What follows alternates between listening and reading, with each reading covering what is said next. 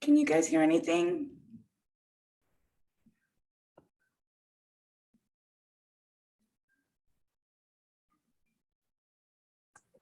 I don't hear anything yet, but I think Now I do. Oh, okay. No, yeah. Maybe they're finishing up their spray. Hello, I'm hello. always on Hey, time. there you are. I Yeah, was like, we're almost done now, actually. So oh it my was gosh. it was a great meeting. I'm just kidding, just kidding, Oh my gosh. Aw, You're he kidding had me fooled. just kidding. No, me. I was trying so hard to get on the link. You almost killed me there. just Hey, joking. these meetings are phenomenal. I'm always ready to go. I'm sucking up all this knowledge, and it's the house is quiet, everybody's gone, and woo-wee. These last but greatness. Well, we're grateful, and this is just a a little sneak peek for the things to come as we're focusing on Yes. going deep on these topics. So Oh yeah. this has been Awesome. definitely good. So wealth building, the goal with this is to obviously discuss what would have to happen in order for us uh, to to expand our reach as agents and creating that passive opportunity, right, of real estate, if you will. So uh, this one's obviously is near and dear, and I'm excited to have the opportunity to discuss this with us here, and I've got some of our commercial friends in the room. We're going to be talking about how we've come up with how we're kind of approaching this dialogue. You made me co-host. Yeah, can you make me co-host, please? That'd be great. Perfect. Yeah, and so we're gonna get right into it and just basically go from there. So as we're going through and we discussed the goal that we have for our wealth building journey. Let me go ahead and open my screen up, and here we go. I'm gonna share this screen here. Hey Ryan, when you get a chance, can you unshare?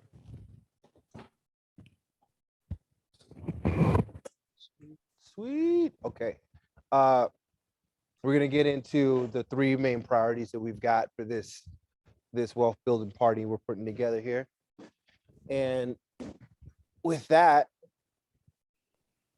uh, Gary, you've been in the mix from our from our conversations about wealth building and whatnot, and obviously Nick, right? I'm forgetting who my co-chair is. I think both, right?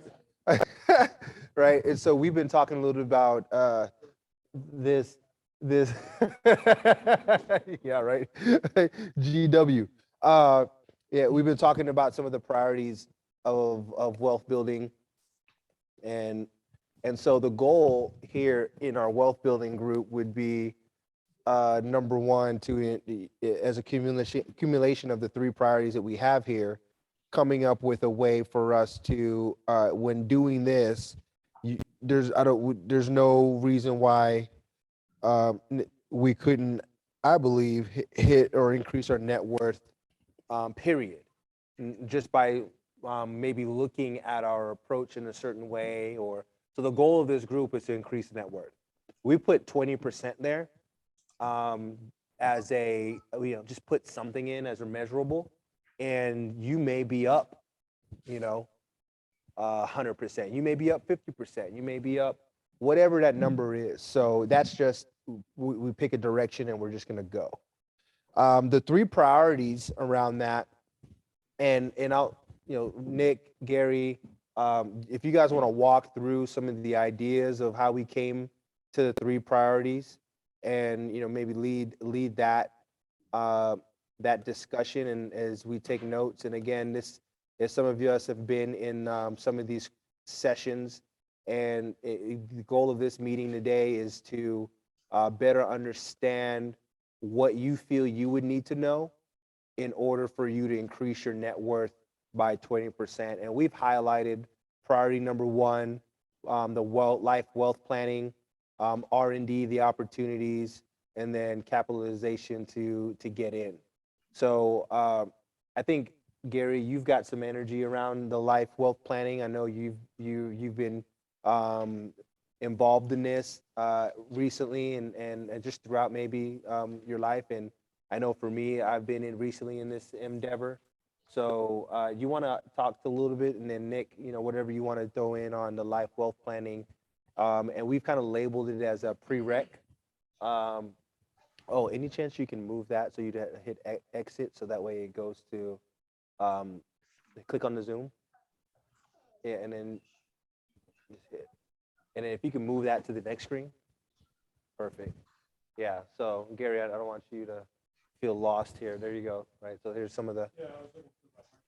Yeah. So we can make a new hard copy there for you. So, and then I think everybody, so everyone's seeing my screen all right? So we're good? I Perfect. can't see it. You can't see it? It's too small because I've got the. I got you. Yeah, Please hold. and I'm blind, but the two combined. We've made it a little bit bigger.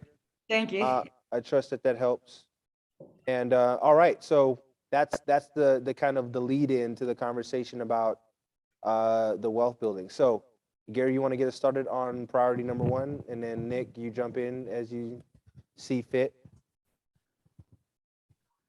All right. So as we developed and talked about this program last time, it was divided into 3 categories. And what Brian is addressing right now is part 1 of that, which is basically to get into an educational approach to just wealth planning. You can call it estate planning, whatever you want it, with that goal being a 20% increase in net worth. Now that relates to individuals, but applied to a group of participants in this program.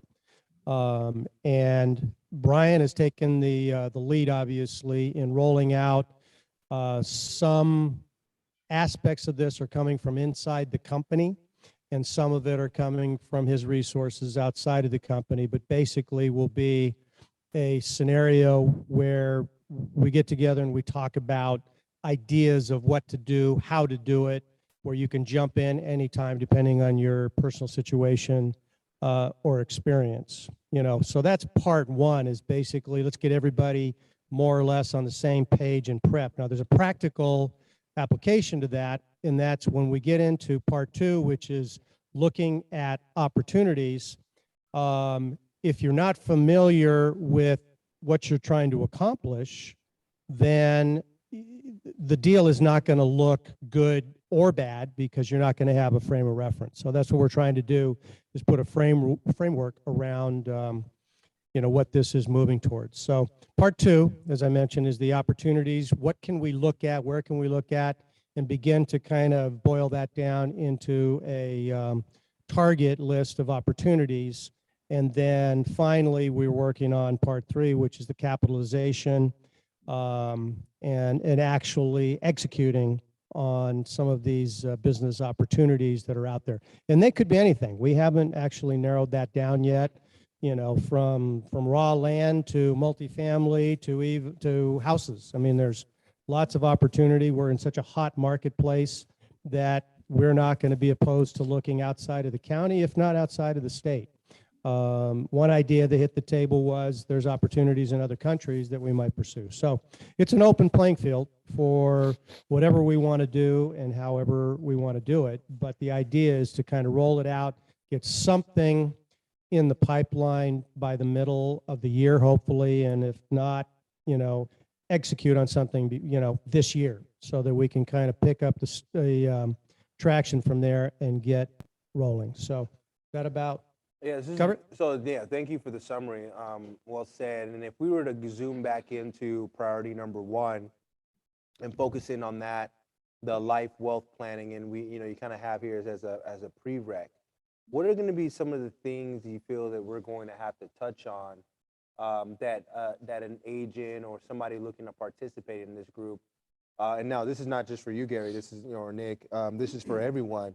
What do you feel you need to know or have in place in order for you to have your stuff together to have the ability to invest, right? Like for instance, God forbid anything happens to any one of us, and you're invested in a piece of a property that the say a few of us have gotten together and purchased.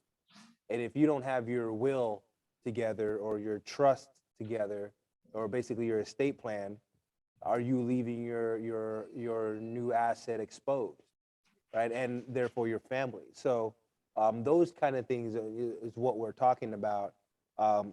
What goes into the prerequisite of the life wealth planning, and I put education in there. That's broad, and yet what are some specific things that we should be focusing on that anyone participating in this group will be fortified moving forward. Yeah, good point. I think that it's one of those things that it's unique for every individual, depending on their situation. But essentially, I think in order for somebody to be comfortably invested into a venture like this, yeah, in my world, my prerequisite is that I have a year's worth of my expenses saved in cash. I've got a trust set up that I can run these investments through, and I have the necessary life insurance and other investment accounts that are all set up to go to my family in the event of something happening, because no one ever plans for something to happen. It just happens, unfortunately. So, everybody is unique in their own situation, and some people may be comfortable with having 6 months worth of, their expenses saved up and ready to go. Others may say like, yeah, I need 2 or 3 years worth before I'm able to do something like that. And it's everybody is different. I would recommend that you sit down with your family and sit down with an attorney and kind of figure out what's going to work best for you. These investments are 100% not for everybody. It is something that there is risk involved, and I think that if you're comfortable with risk, these are great investments and assets that can produce money in the long term for you. I don't think we're particularly looking at any investments where we're going to get rich in a year or two. We're looking at things that are buy and holds for at least a few years. So something you have to be comfortable with is having that money tied up for that period of time, and understanding that if a partner wanted to buy you out, I'm sure they could. If someone else in the group could buy you out, but you can't rely on that as your exit strategy. That's not going to work. But yeah, just making sure that your family and your assets are protected in this is number one, because ultimately, if it's not, it could create exposure for the group in its entirety. If you get the state involved because your trust is not set up properly and it goes into probate, that would be something that could be disastrous for the entire group. So we would try to avoid that at all costs, and that's why this is a prerequisite to being able to even consider joining the group, unless you have all these things set up. Yeah, well said on that. Good point. And I think that that's something to very much consider is I love what you said about the reserves, the life insurance, the trust, and I put / will. And yet, I mean, I think the trust is going to give you more protection, for yourself, your family. Correct. More than likely. More than. Yeah. Again, every situation is different, but generally speaking. Yeah. Buying this stuff through trust. What else? What else are we missing in that? Gary, as we're setting up the prereq to be able to get into any of these opportunities, what might be important around this? Maybe whether it be any type of books read or sessions, whether it be the Dave Ramsey stuff or the Robert Kiyosaki content, any of that is usually pretty good. Yet, like for instance, Gary Keller, and if we keep it Keller Williams based, so there's clarity, and there's something that we can all agree with. There's a course called Agent Financials, right, and which walks through, how to set your business up, right? Those kind of little things that help with making sure that you're fine-tuned and protected. So general education around wealth building and protection. Yeah, I agree with that. Don't know if I could recommend a single piece of literature Exactly. for that, but That's I big. think, yeah, I think being at least competent in understanding, how an asset like this produces income, I don't know if I would call it a prerequisite, but it would be something that you would only benefit from learning that information. And that education is out there in today's world. Like, you could watch, 2 or 3 hours worth of YouTube, and in all honesty, you'd probably have a relatively firm grasp on at least how an income or an asset produces income in this field. It's not to say you'd be an expert in it by any means, but you'd get the gist of it. And reality is that as you educate yourselves in these things, and we continue to educate ourselves in these things, it is only of value for you with your clients when they ask you questions about this type of stuff. It enhances your role as an agent to be able to support those types of transactions when they come up to you and say, hey, you know what? I want to buy a vacation rental property, and I'm trying to make sure that it's going to cash flow. What do I need to be looking for? Those are all legitimate questions that if you can educate yourself on how to answer them for your own knowledge, you can take that to the street, and you're far more marketable as an agent, in my opinion. Yeah. Well, Well- I would listen to an agent giving me advice about it when they also followed up with my property in Yeah. X location is Yeah. doing this, and this is how we're doing it. You become far more credible. Yeah, you're 100% on that, and one of the reasons why I'm passionate about this conversation, and Gary, jump in anytime, is around the education of it. So even just say for whatever reason you didn't, you were a part of this group and you didn't buy anything, and yet did you get better as a result of just being around these conversations? And just the thought around, hey, do I have life insurance? Do I have a trust set up? What kind of reserves do I have set aside? And you might just become a better agent because understanding because you understand with more clarity what's important to you, and maybe you've got some bigger energy around investing in some assets that we're going to talk about in the next part of R&Ds. And then you do more business because you've got a higher level of motivation.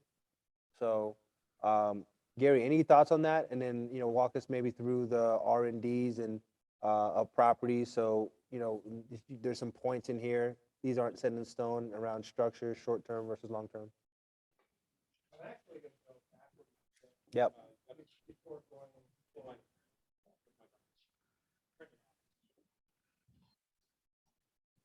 All right, I'm back on. I'm actually going to go backwards a little bit before going forwards, because I think we skipped the part that is probably fundamental to this whole thing, and it's why are we doing this? Yeah. And my answer to that would be, if you're in the Keller Williams system or not, you've heard life by design, which means your business has got to be built to support your life by design. So all this is about is achieving that, number one, and figuring out what that means to me.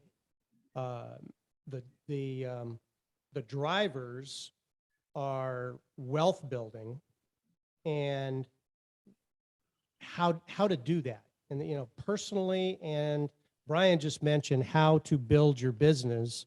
It took me 3 years in the business before I figured out that I should have a corporation built around me to function out of. So, I mean, you learn a little bit at a time. We're going to try to focus that, and put it in front of people. I mean, it's not a mandatory, you must do this, you must do that. It's like, we're going to try to educate and put those ideas in front of you, and you choose where to execute on them. Another place where this comes from that I would show as a driver is we are all, whether it's commercial or residential, we're all in the real estate business. And I've had people ask me before, are you buying, your own goods? And the reality is we should be. And I've heard speeches from Gary Keller, I'm sure Brian has too, that's something that he preaches and executes himself. He buys a lot of investment properties, and in fact, even invests in businesses. Some of it under a capital fund that he's created, and some of it, I think, for himself. But he is not only invested in the company and its growth, but he's invested in his own wealth building process outside of the company. So this is, if nothing else, it's an extension of that.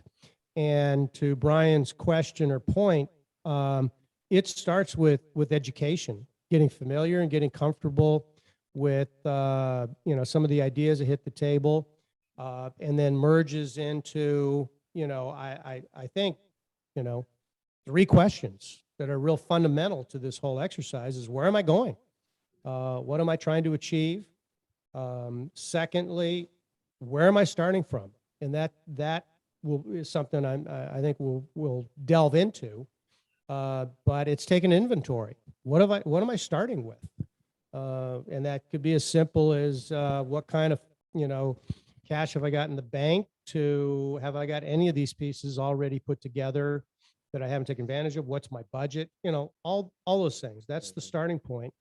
And then the next part is, how do I restructure, the things that are within my control, in order to achieve that goal of where I think I want to go. And I'll add this, and then I'll jump off, that it's a dynamic process.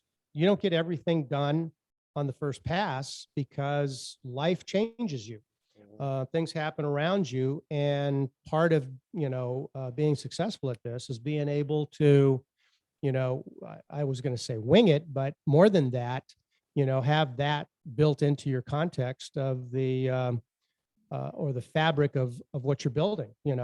What happens in the event that this happens, or things that you should take into consideration. So I'll stop there. Well, I want to open it up. Any questions around that? Any thoughts that you would like to see, or things that you're currently doing or you could do in the wealth planning side of things? Priority number one. Questions, things that you would add in on what we've talked about, would want to see. Again, this is about all of us here. So I could get it started if we want. yeah. No one else has any questions. I think, and Gary touched on it a little bit, the importance of asking questions in this type of situation when it comes to wealth building from people who are experienced in doing this, because like Gary said, this is a dynamic situation. Not everybody's situation is going to be the same. So the importance of asking questions to people who have gone through this process, or can give you, or have experienced a situation similar to yours, or maybe not even similar, but who can just give you a different perspective on it. For wealth building in particular, that is super important, because it's a hard journey to do by yourself, I imagine. So take advantage of things like this, where people who have done it, who continue to do it, and who do it on a daily basis can kind of point you down the right path. Yeah. I would like to elaborate on that young man that just spoke. I'm gonna be honest, I was typing in data, but I heard what you said, and I think that's a good point. For me, I'm utilizing what I'm learning. I'm on the tutorials, I'm on the meetings, and all this is new. I'm sure it's gonna come around again. But right now, I took the initiative of, I think, a meeting we had last week, and I paired up with an agent that's been under KW for a while. She's overwhelmed. Her name is Miss Purcell. I don't know if you know her or not, but I think that us as new agents, when we can ask questions, and for me, I'm not ashamed, I'll tuck my tail in a minute if I'm trying to get the knowledge that I need. And so I paired up with her, and we start our open houses on the 19th. I'm going to help her out. And that's a good thing for new agents like me, because I've never had the experience before. So all of it's just a win-win. I just wanted to input some insight on that. Well, this is great, Dolores. Thank you for that, because this is something that this is why we're doing this, or creating this forum. Because it's going to give us an opportunity to better learn how we want to communicate as a team, and how we're going to show up as a group. So just a heads up on that, because it just makes it so much easier Yes. when we can have the ability to answer, ask questions. Mercedes, were you gonna jump in? Yeah, I think, can you guys hear me clearly? Yes, yes. Okay. I think it's important to stay learning based. I'm sorry if that was already discussed. However, for instance, I have a lot of friends and colleagues who are really big on building wealth through stocks.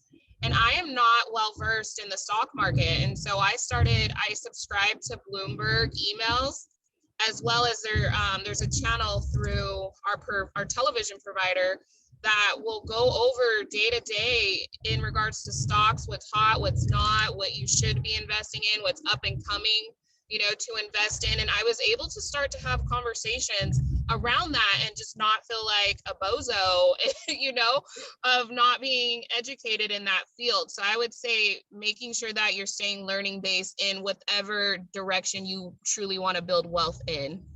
Good deal. Yeah, so you mentioned something there in regards to, and I kind of put that in as just ongoing communication and around life/wealth planning, and being willing to know what you're good at and what you're not good at in regards to stocks. I think stocks, investments, real estate, any of that, knowing where your key, say, strength may lie. For this case, our superpowers have the ability to come from real estate. As we're playing in it and dabbling in it every single day, and yet what comes from looking watching a lot of those, whether it be Bloomberg or any of these other CNBC or anything like that, may be around certain industry trends, right? Because the stock market and the real estate market coincide in certain areas, which kind of helps us touch on R&D and the opportunities. So, Nick, your thoughts on this conversation and when it goes into, and I think you had a lot to share about what really the priorities around R&D mean for what is a good investment versus what might not be. Yeah, 100%. And to back up what Mercedes just said, anybody who's chairing or co-chairing or involved in these groups, whether you're listening to this now or you're going to listen to it later, whether you have $5,000 you want to do something with, or you have $500,000 you want to do something with, you should feel comfortable approaching Brian, myself, or Gary with any type of question or opinion on this. Not to say that we're the only experts in here, but if you don't feel comfortable going to somebody you don't know, come to us and we cast no judgment. You have $5,000, you got $500,000. It doesn't matter. If you're trying to do something to further your cause, that's the entire purpose of this group, is to be able to help the people within our office understand how their money can work for them going forward, and whether it's a real estate investment or an acquisition of a business or investing. My background is not necessarily investing. So I would probably pass you along to someone who I know that handles the investments that I have, and so on down the line. And I think that there should never be any situation where someone feels uncomfortable approaching any of us to just ask a question, no matter how big or small it is, about wealth building. And that's the entire concept of this group. It's just an open forum to be able to network and understand how you can better yourself. That's all I have to say about that. But R&D opportunity, yeah. The theory behind that is that if we're going to go into this with a pool of people's money that are within our office, we want to make sure that the investments are set. And the market today is wild and it's so fluid every day that we need to be so on top of this that we're not looking at what's going on today. We're looking at what's going to be happening in 3, 4, 5, 6 months, because the reality is our ramp up time to get there is probably somewhere within that timeline. And that being said, we analyze these deals that are out there in whatever asset class it may be, based on how they perform when it comes to cash flow, which is the most important thing. And realistically, what does each member of our group stand to gain from investing some portion of their money from? It's, in theory, would be broken into percentages, and you would be entitled to your share. So you see a deal that comes along and it's not enough for you to risk your $15,000 or $20,000 to make $2,000 a month, then you pass, and it's all good. And And our goal is to produce an offering memorandum on every opportunity we have that breaks down these assets as detailed as we can get them to be, so that you guys can have a firm understanding coming in with your money, which you work hard for, and how to invest it into the fund with all of us that we're also putting our money into. So it's a unique approach with how we would be handling it, and with, what do we have? How many agents do we have in the office? 200. 200 plus agents in the office. Everybody will have an opinion on what the best thing that we could do with that money is. So there will be disagreements, and there will be conversations, and those are the conversations that we're excited to have. The ones that will educate individuals to say, I think that this is the best, and you can help someone see your point of view to say, well, maybe you need to open your eyes a little bit, or open your horizons as to what else is out there, and you yourself can do the same. So it's going to be an interesting road, and I think there's a lot of opportunities out. That's the greatest thing with the world.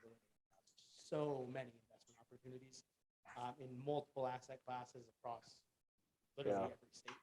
Yeah, so when we go into ideating around the R&D and the opportunities, so I want to go into maybe some actual, what's hot right now, and then and we can list that as some maybe the top ones that we start to really look into for the best cash flow and opportunities, and then just go from there. And we see this group as, and it's going to grow as individuals who are interested in. You may.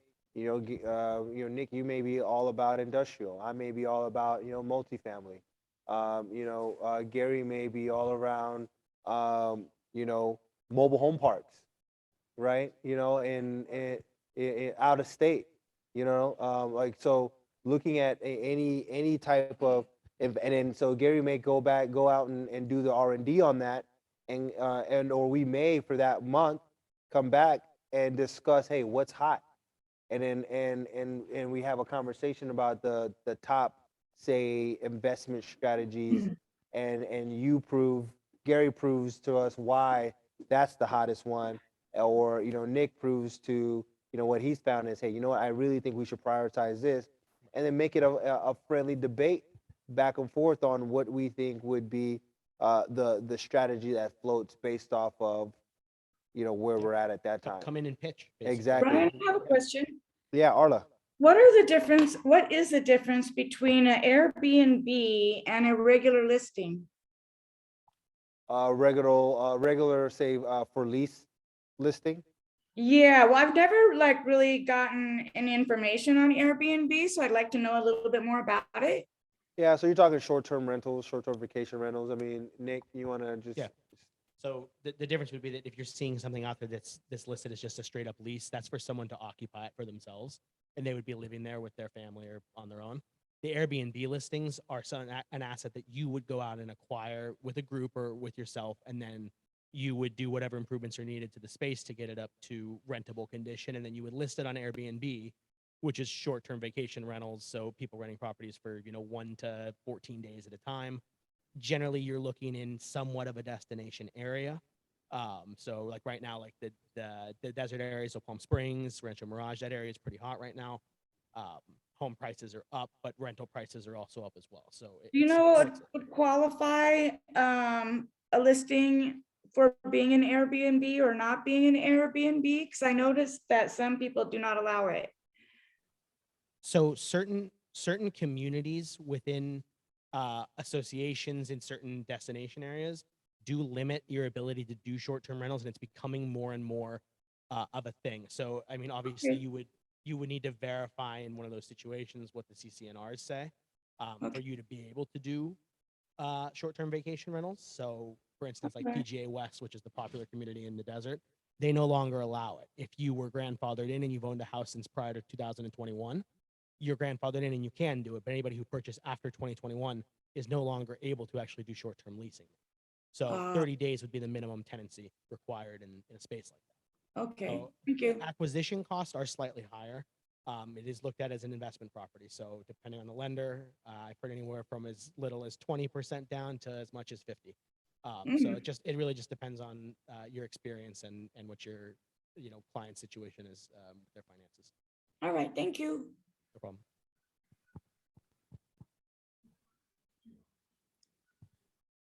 Sorry, Brian ran away. That was off topic a little bit, but I see the R&D and it reminded me of the Airbnb and I just was curious and I had to know. Not at all off topic, actually. Right on brand with some of the assets that we would actually consider acquiring, because when purchased at the right price and in the right neighborhood, those properties can bring in 10 to 12, 15 grand a month in Oh, net yeah. income. Well, I'm in Las They are Vegas income right producing now. assets. So the people like when they want to go see the Raider games or whatnot, Yep. they want to, a lot of people want to run an Airbnb or something like that because the hotels and everything get booked up and really expensive. Right. Just a side note, I was supposed to go to Vegas next weekend. There's a UFC fight, just a simple Yep. UFC fight. It's Yep. $1,900 a night for the Oh, cheapest it's hotel I could find on the crazy. strip, Yeah. which is insane because I could go get an Airbnb for probably $600 a night down the street. Yep. I'm 5 minutes off the strip. So, Yeah.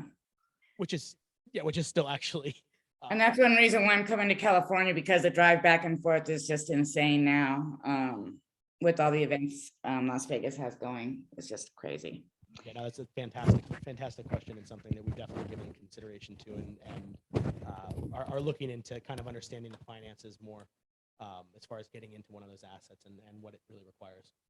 Yeah, so deal structure. So we'll talk about that'll be an ongoing conversation.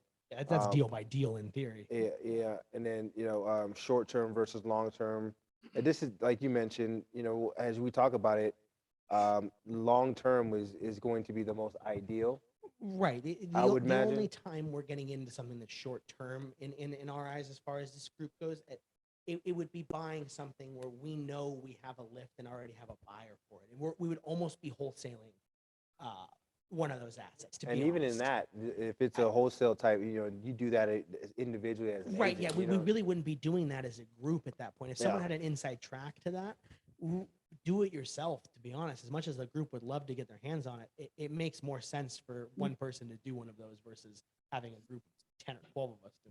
Yeah, so you're spot on that, and so that kind of just helped. Just having that conversation helped eliminate, some of the options I had in there. So I threw in multifamily. I mean, between you guys and anyone here on the line, I mean, what would you say would be some of the top strategies or say areas that we could educate ourselves on? I mean, I just threw in there just easily multifamily. Industrial. But that's my Gary's backyard. smirking. He knew he was gonna say that. So for me, I am a firm believer that industrial only goes up. Yeah. I don't mean that literally, but I mean figure of speech. But yeah, it's probably one of the most protected assets right now as far as growth goes. We just don't see it slowing down. In the Inland Empire right now, vacancy rates above 100,000 square feet are less than 1%. It's 0.09%. And that's huge. 100,000 square feet. Ridiculous. And the reality is that in the grand scope of what is out there, it's minute. 100,000 square feet is a small space for most of these players. Wow. Yeah, it's nothing. Wow. And even moving forward, I mean, Gary and I saw an investment property today, not even on the market yet. I think what he said, 17 tours in a 2-hour span. Mhm. So they've got people lining up for these deals left and right in industrial because they know that rents are going up and depending on what you do and what you distribute, you don't need the storefront anymore. You really don't. That being said, retail is bouncing back. And if you were going to pounce on something, retail is in play right now. In 6 months, I'm not sure if retail is the play because they'll be recovered and they'll be asking for rates. Right now, you can get in probably a 10 or 12% discount from where you would have, pre-COVID. So there's, I mean, you guys know this, you're all agents. Real estate is the #1 producer of millionaires in the country. You could buy pretty much any investment in California, and it's very likely to make you money. It's crazy. Right, it's just insane. In one way or the other, whether it's cash flowing you, or you're even just breaking even, paying down your principal reduction every year, and just relying on appreciation. Play Monopoly. That's it. You're literally just holding things and appreciating it 6-10% a year, and it's hold it for 6 years, and there you go. You've almost doubled your money. And then go buy a small city and Right. outside of Yeah, Boise. head to the Midwest. No, the reality is that out this direction where our backyard is, the more inland and east we go is where things are headed.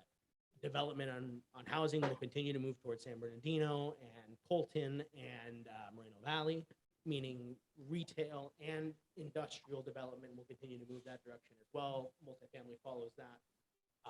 The play out that direction is land. Land acquisitions in that area would be fantastic, and we're no dummies. We would never let go of the land. We would just lease it back to whoever's developing on it, and you hold it as a long-term asset, collect your payment every month from them, and move forward. The only time you'd sell it is when like an Amazon or a Walmart comes along and offers you something just completely stupid for it, and you get on with it, you move on with your life, you get paid. So that's that's something that we definitely have looked at. Our side of development, I don't know if it particularly works just with who's out there in our area. I mean, with Prologix, Goodman, JFP, all these majors out here. Some little small-time guy like ourselves, or like the guy we saw the other day, who built his building by hand by himself. Outside of those Sounds types impressive. of unique situations, most of these developers will come to you and make an acquisition on behalf of their client so that they can put their land and lease their building and do the thing that they've been doing. So, there's bad deals in every single one of these asset classes. There are deals that are not worth touching. There's deals that have far more risk than I think anybody should ever take. And the goal would be that we filter those out. We don't consider them at all. And we pick ones that everybody is in theory comfortable with, that the group can afford is really what it comes down to. There's a few things that you said that I thought were important. Is overall, as I'm hearing, and we're kind of just throwing and just having this back and forth, just of the ideas or possibilities. Thinking about the education that comes along with understanding industrial and the play there. Thinking about the notions of the land acquisitions and those long-term opportunities. So think about as an agent, when or have an understanding of, whether it be to your residential client or commercial client, where the puck is moving, right? Where the opportunities are going, and you can discuss around the new developments coming, in 5 years to the city, right? Getting into city planning, right? I got a good friend of mine, as you are bringing this up, like, man, I sure haven't talked to, right, this person. And because knowing those city planners and having connections with them, these are actions and thoughts that come from being able to communicate, and discuss. In Gary and I's role specifically, that's a massive upside. Connections within cities and just having relationships with guys in planning and zoning and development. I would say, half the time it's just a simple email thread that you keep open with them, and hey, what's the deal on this property? Can we make it work? Yep. And if you have the opportunity to have lunch with them or take them out for a round of golf or whatever it is, those are always great opportunities to continue to grow the network. And keep in mind, they are municipal employees, so the wheels of government always churn slow, no matter how good your relationship is with somebody. But at least you can help feel better about it. So in wrapping up, we're maybe not. We won't spend too much time on capitalization, unless Gary, you want to highlight that or talk to it. And yet this is just around what would it take in order for us to pool funds in the event that we were interested in purchasing a property, right? And we find out, okay, wow, this industrial building is prime for the taking, right? Well, and for whatever reason, right? And we have the ability to go after it. What would it take? Right? And that's really what it is, the capitalization to get in. By the way, anytime any one of you have any questions, unmute yourself, jump in. You're I don't want it to be like we're Gary, Nick, and I are just having a conversation, and yet And yet we are. yeah, and yet we are. So feel free to jump in. If you have any questions or thoughts. How many people are online out there? I can't see from here. 11, Okay, that's not bad. Hello, everybody. Hello. 10. Hello. Hello.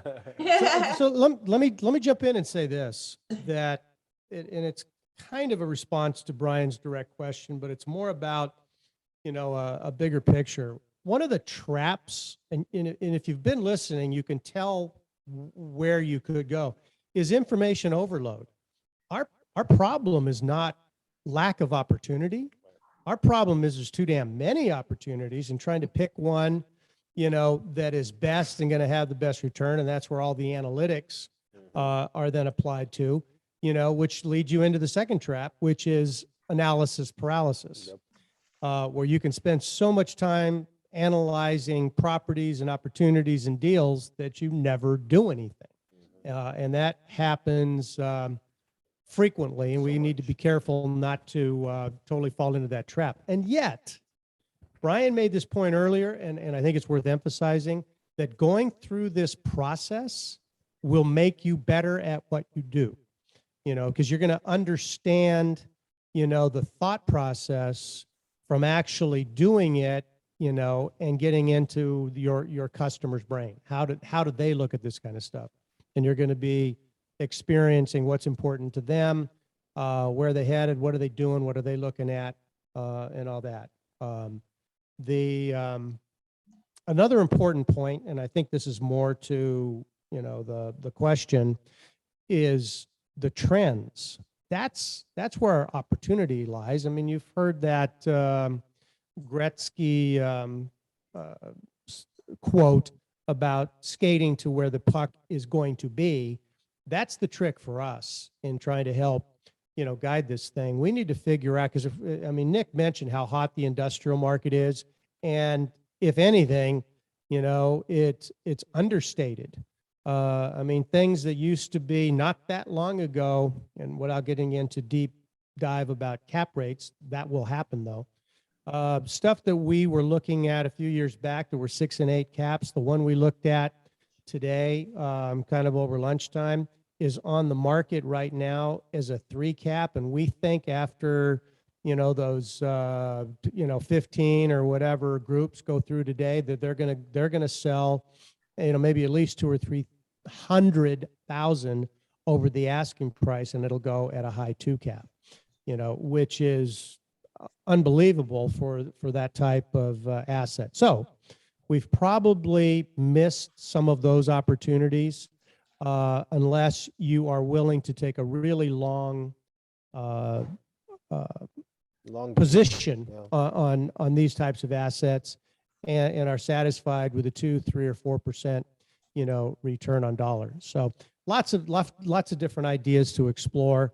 We're still at the point of trying to figure out, are we creating an opportunity fund or some kind of capital fund that then moves on properties, and that will all develop as we move along. But it's basically, we all spend our lives making money for other people, and when it really comes down to it, this is about, let's make some money for ourselves, for our own well-being.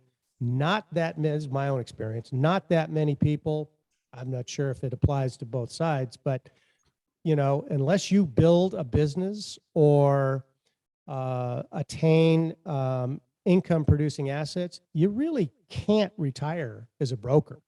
Because if that's all you're doing, when the engine stops, you're dead in the water. And this is all about creating something that is going to outlive your direct career in brokerage and go on from there. So Totally agree. thanks a lot. Totally agree. Yeah, Ryan.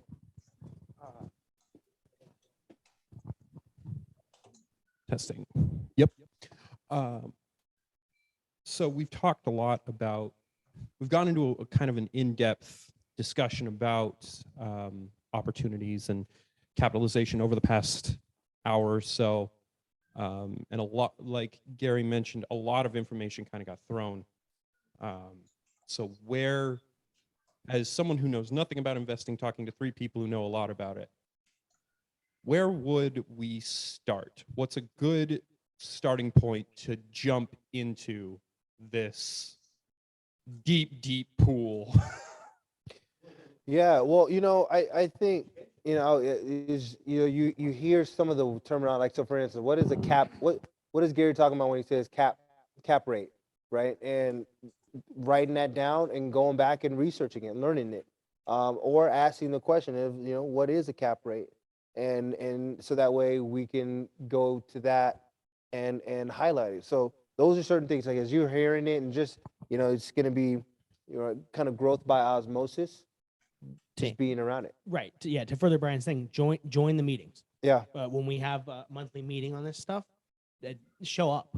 We'd love to have these in-person conversations. That they're far more effective than discussing over Zoom. And I get there may be hesitancy with COVID and all that stuff. And whatever we need to do to make you guys comfortable to come in, we're here for those conversations. We want to be here for those talks in person, because you can break off in groups in theory, and somebody who maybe knows a little bit more about something can feed into some of your questions as we're going along. So first things first, join the groups and tune into the meetings, because we have these meetings scheduled and planned out.